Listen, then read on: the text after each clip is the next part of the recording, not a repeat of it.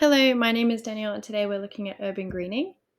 Urban greening is green roofs, living walls, gardens, habitat corridors, and parks. It's seen as a great solution to urbanization, sustainability, and climate change problems we're currently facing. And there are a lot of great benefits associated with urban greening, like the reduction of emissions, reduction of temperatures in cities, and a positive psychological impact. However, there are also a fair few challenges associated with urban greening, like the high maintenance requirements, as well as some issues around equity and gentrification. But most of all, some urban greening projects are often designed for humans with aesthetic goals. For example, real nature is not symmetrical and ordered, but our urban green spaces often are. Some of these projects actually produce large scale disruption to ecosystems.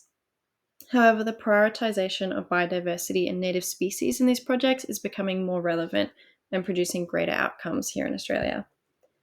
Our case study today is looking at the problem of the decline of wildflower meadows. Since the 1930s, the UK has had a 97% decline in this native environment. This has obviously created a huge problem for pollinators and insects that rely on these environments, which for many reasons must be protected and restored. As a result, a great example of biodiversity-sensitive urban design is the partnership between bug life and vertical meadows to create these beelines. Now, these beelines are a series of flower-rich networks that create highways for bees and other pollinators to use. The cool thing about this project is it's simultaneously small scale in backyards and homes and roofs, but large scale, not just on skyscrapers, but in the entirety of Northern England, Northern Ireland, Scotland, and Wales. Now, these vertical meadows are an easy to use and easy to replicate system made from specialist materials that are wrapped onto the outside of construction sites, schools, skyscrapers, roofs, terraces, walls, and anything else, with shoots that start to flower in 10 days. The company are very specific about using meadows made from seeds to reduce their carbon emissions associated with greenhouses and transportation. They use materials that are recycled that will also biodegrade.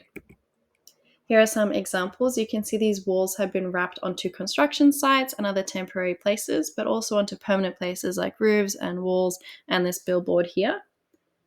Now, these spaces are fit for purpose. They mimic the natural environment as closely as possible.